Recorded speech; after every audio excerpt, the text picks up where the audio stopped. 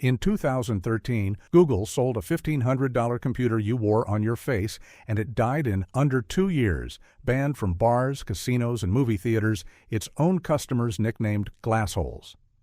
That is a genuinely strange way to fail. This was not some scrappy startup shipping junk. This was Google, with effectively unlimited money and the best hardware and software engineers on Earth, building the product it was most excited about in a decade, and what it shipped was a device that made strangers hostile to the person wearing it. The easy explanation is that glass was ugly or too expensive or just ahead of its time. All wrong. The real reason is far more interesting, and it is buried in two constraints that no amount of Google money could buy its way out of. One of them was physics, the other one was consent.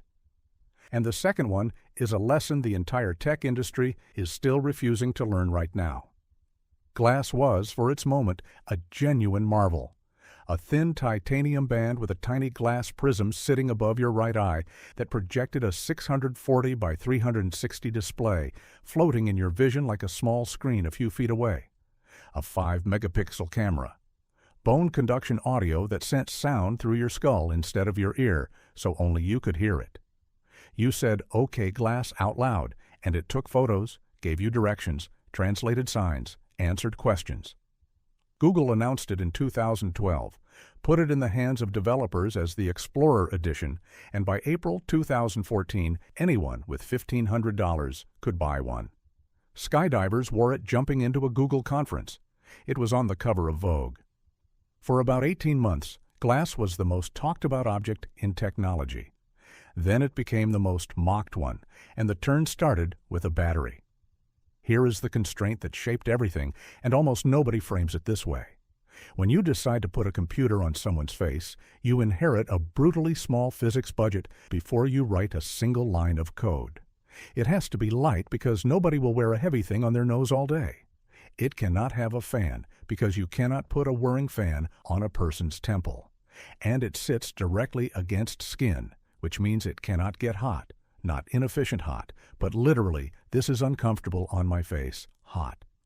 Those three requirements collapse into one number. The battery inside Google Glass was 570 milliamp hours. For comparison, the iPhone of that same era carried roughly 3 times that. Glass was running a dual-core processor, a camera, a display, Wi-Fi, and Bluetooth on a cell smaller than the one in a modern pair of wireless earbuds.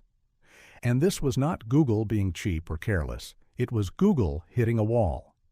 A bigger battery means more weight and more heat, and both of those are exactly what a face-worn device cannot afford. The budget was the form factor. Now watch what that budget does to the product. The single most exciting thing glass could do, the thing in every demo, the reason people wanted it, was record video from your point of view, hands-free, your kid's first steps, from your eyes. And that feature was, by a wide margin, the most expensive thing the device could possibly do. It lights up the camera, the encoder, the storage, and the radio, all at once, continuously. Measured in practice, a 6-minute video ate roughly 20% of the battery. Do that arithmetic, about 30 minutes of recording, and the device is dead. Worse, all that computation in a sealed, fanless enclosure pressed against your head produced the other problem. After 10 or 15 minutes of video, glass got noticeably uncomfortably hot on your face. So the marquee capability, the one that sold the entire product, was something you could do for a few minutes at a time before your computer either got too hot to wear or died. Every other use, checking a message, getting a direction, was cheap and fine. The dream was the expensive one. The physics budget did not just limit glass, it specifically defunded the exact feature the product was sold on. But heat and battery are engineering problems, and engineering problems get better every year. If that were the whole story, glass would have simply been early. Here is the part that was not fixable, and it is the most useful idea in this entire story. So if you like teardowns that get to the actual mechanism, subscribe, because this channel does one of these every week. Think about what happens when someone points a phone at you. They stop, they lift it, they aim it, and their face goes behind the device. That whole sequence is friction, it is slow, and it is awkward, and Silicon Valley spent 15 years treating friction as pure waste to be engineered away. But that friction was doing invisible, essential work. It was a signal.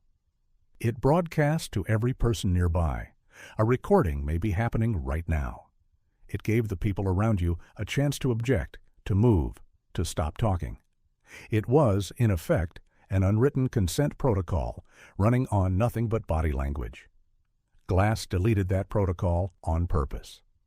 That was the entire pitch. The camera is always there, always pointed where you look, and using it requires no visible gesture at all. From the outside, a person wearing glass and doing nothing looks exactly like a person wearing glass and recording you. And when a bystander cannot tell the difference, they have to assume the worse one. This is why the backlash was so much angrier than the product seemed to deserve. People were not mad about a screen on your eyebrow. They were mad because the device made them the subject of a recording they could not detect or refuse. The wearer got a feature. Everyone else got surveilled. Notice that no software update fixes that, because it was not a bug in glass. It was the point of glass. So the world defended itself the way it always does, socially and legally. Bars and restaurants put up signs. Las Vegas casinos banned it outright. The Motion Picture Association barred wearables in theaters in October 2014. West Virginia moved to ban it while driving, and a California driver got ticketed for wearing one behind the wheel. Glass hole entered the language, and it was aimed not at Google, but at the customer, which is a devastating place for a product to end up, because it means wearing it costs you socially every single time you put it on. In January 2015, less than a year after opening sales to the public, Google killed the Consumer Explorer Edition. Glass got a quiet second life in factories and warehouses, where a worker wearing a camera is normal, expected, and consented to by employment. Exactly the context where the consent problem disappears. Even that ended. Google stopped selling the Enterprise Edition in March 2023. AstroTeller, who ran Google's Moonshot Lab, later admitted the deeper mistake was letting the world believe a raw prototype was a finished product and pointed at heat, battery, and, in his words, figuring out the new social norms. So what actually killed Google Glass? Not the price and not the looks. Glass died because it made two bets that could not be won with money. The first was physical. A computer worn on the face has a hard thermal and energy ceiling, and the flagship feature sat far above it. The second was social.